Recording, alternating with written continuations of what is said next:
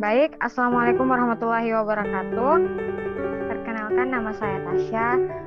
Saya dari jurusan Bimbingan dan Konseling, Prodi Bimbingan dan Konseling, jurusan Psikologi Pendidikan dan Bimbingan, kelas A. Jadi di sini saya akan menjelaskan tentang pendekatan RIBT dengan suatu masalah yang menggunakan teknik restrukturisasi kognitif. Tapi sebelumnya saya akan menjelaskan tentang apa itu pendekatan RIBT. Pendekatan RIBT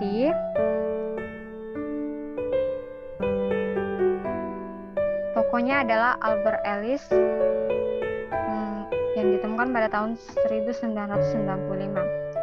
Dasar pemikirannya yaitu rasional versus irrational belief. Hakikat manusianya, pendekatan konseling rasional emotive behavior didasarkan pada pandangan bahwa manusia adalah makhluk yang memiliki potensi berpikir rasional dan irasional. Dan yang kedua, makhluk yang memiliki kecenderungan mengembangkan dan sekaligus menghambat diri. Adapun formula yang digunakan dalam pendekatan RIBT ini yaitu teori ABCDEF. Tujuan konseling. Di sini tujuan konseling yaitu membantu konseling mengubah pikiran yang irasional ke arah yang rasional sehingga tindakan dan emosi konseling menjadi rasional. Yang kedua yaitu membatasi pandangan hidup yang merusak diri dan membantu konseling menemukan pandangan hidup yang rasional dan lebih toleran. Dari formula teori ABCDEF tersebut, saya akan menjelaskan tentang apa itu A, apa itu B, C, D, dan seterusnya. Oke. A itu activating events. Jadi activating events itu menjelaskan bahwa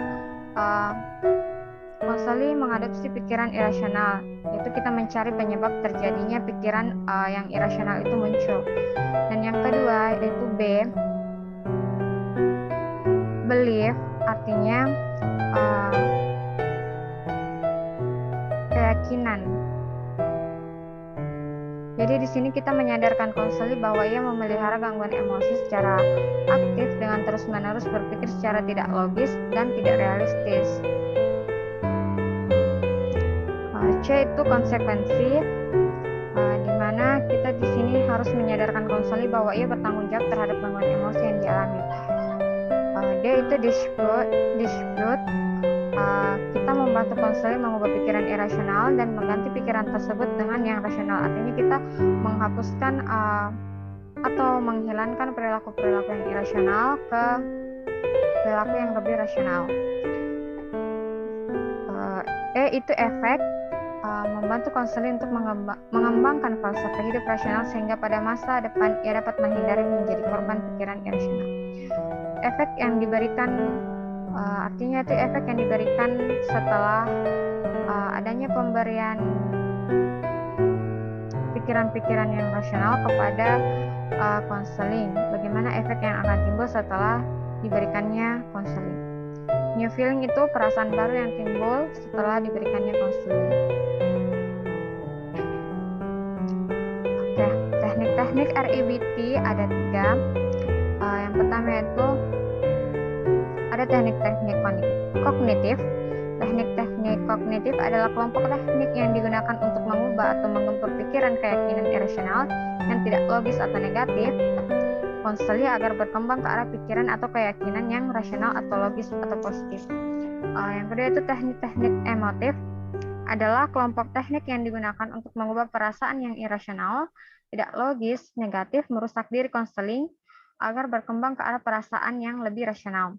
Yang ketiga yaitu teknik behavioral, yaitu kelompok teknik yang digunakan untuk mengubah tindakan irasional, tidak logis atau tidak produktif, agar konseling berkembang ke arah atau tindakan perilaku yang lebih rasional. Jadi di sini saya menggunakan contoh masalah dengan menggunakan teknik kognitif, yaitu teknik restrukturisasi kognitif. Jadi masalahnya di sini, Afni adalah seorang mahasiswa semester 6 yang sedang bingung antara melanjutkan studinya sampai akhir atau berhenti. Alasannya dia ingin berhenti karena dia berpikir sudah tidak sanggup menyelesaikan studinya atau tugas-tugas mata kuliah yang diberikan oleh dosen. Dan dia berpikir dia juga sudah tertinggal dan merasa jauh dari teman-temannya karena teman-temannya sudah memasukkan judul atau proposal sehingga dia merasa sendiri dan tidak percaya diri. Akhirnya, Afni memutuskan untuk menemui konselor untuk menceritakan masalahnya. Nah, teknik yang digunakan konselor di sini yaitu restrukturisasi kognitif. Jadi, di mana konselor mengubah pandangannya konseling, mengubah pikirannya konseling yang semulanya irasional menjadi lebih rasional.